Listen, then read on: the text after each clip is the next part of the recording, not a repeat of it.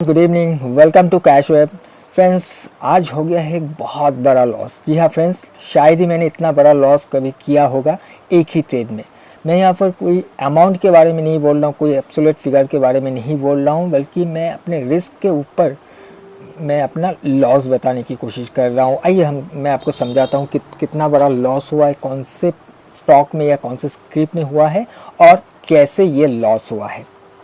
Okay, चलिए chart पर चलते हैं और यहाँ पर आप देख सकते हो GBP USD में मेरा एक ट्रेड था।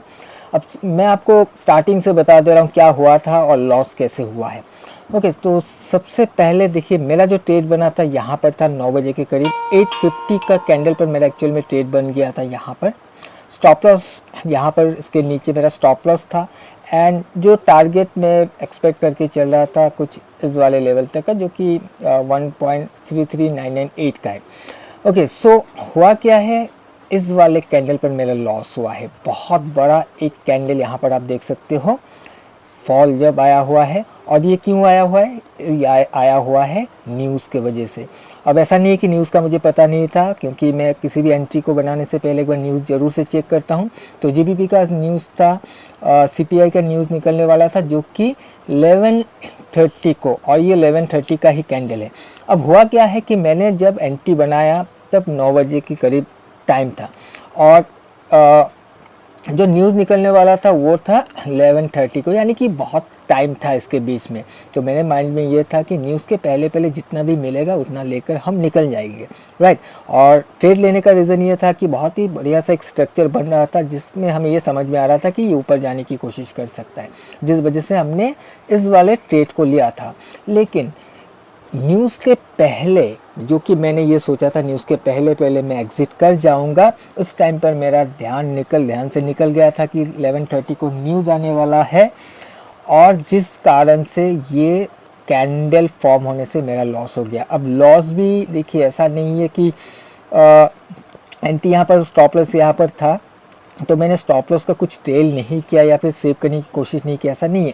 पर जब यहाँ कहीं पर चल रहा था तो मेरा स्टॉप लॉस मैंने कुछ इस वाले एरिया पर, आई थिंक मैंने इस वाले एरिया पर उसको ट्रेल कर दिया था कि अगर नीचे भी आ जाता है तो ठीक है, चलो मेरा ट्रेलिंग स्टॉप लॉस हिट हो जाएगा, कुछ ना कुछ तो ठीक है चलो मिलेगा, एटलीस्ट कमीशन तो निकल जाएगा, ठीक है।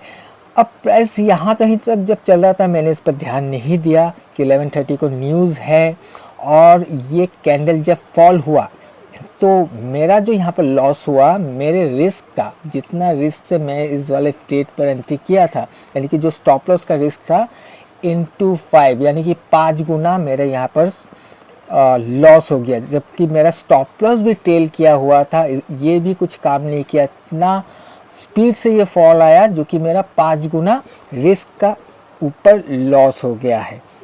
और ये अगर 5 गुना लॉस हुआ है तो आई थिंक ये कहीं यहाँ कहीं होकर मेरा पोजीशन काटा होगा। मैंने उतना कुछ कैलकुलेट नहीं किया, क्योंकि एक ही कैंडल में एकदम से जब फॉल आ गया उस दौरान मेरा ये भी कट गया होगा। मैंने बाद में जब देखा तो प्राइस यहाँ पर आ गया था, यहाँ कहीं पर चल रहा था, तभी मुझे ध्यान आया अरे ये तो न्यूज़ था, मुझे एग्जिट कर जाना था, मेरे ध्यान से निकल गया। फिर मैंने PNL को चेक किया तो मैंने देखा कि मेरा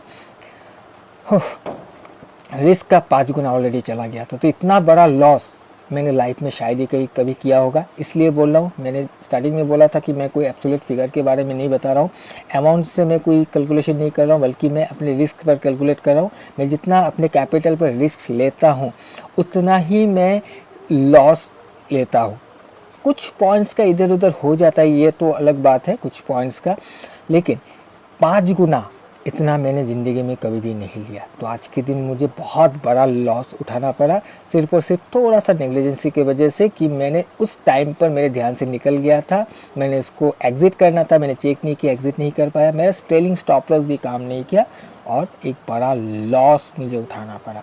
ठीक है, कोई नहीं, अब हो गया तो उस पर कुछ कर नहीं सकते, अब इसको हम रिटर्न ला नहीं सकते। अब जो भी लॉस हुआ है एक ही दिन में, यानी कि आप कह सकते हो कि 1:5 का एक ट्रेड अगर हम बनाएंगे तो शायद मैं अभी इस वाले ट्रेड के अगेंस्ट में ब्रेक इवन पर फिर आऊँगा। पीछे का देखिए, पीछे जितने भी दिन हमने ट्रेड किया, प्रॉफिट किया, उसको मैं अभी कैलकुलेट नहीं कर रहा हूँ। अब इतना बड़ा लॉस हो गया जिस वजह से मुझे इस चीज़ को कैलकुलेट करना पड़ रहा है कि मुझे एक 1:5 का ट्रेड चाहिएगा अपने सेम रिस्क के ऊपर, तब जाकर मैं अब इस ट्रेड को ब्रेक इवन में ला पाऊँगा। अब देखते हैं इसको कैसे क्या करते हैं। ठीक है, वो तो निकल जाएगा, कोई बड़ी बात नहीं है 1:5 निकलना, लेकिन जस्ट आपको ये बताना था कि लॉस होता है और ये बहुत बड़ा ही लॉस हो गया है। इतना कभी भी मैंने एक्सपेक्ट किया नहीं था और इतना बड़ा लॉस हो गया। और साथ ही यहाँ मैं एक बार बताना चाहूँगा कि न्यूज़ के टाइम पर कभी भी कोई भी ट्रेड मत कीजिएगा। अगर आप क्रिप्टो या फॉरेक्स वगैरह में कर रहे हो, न्यूज़ के टाइम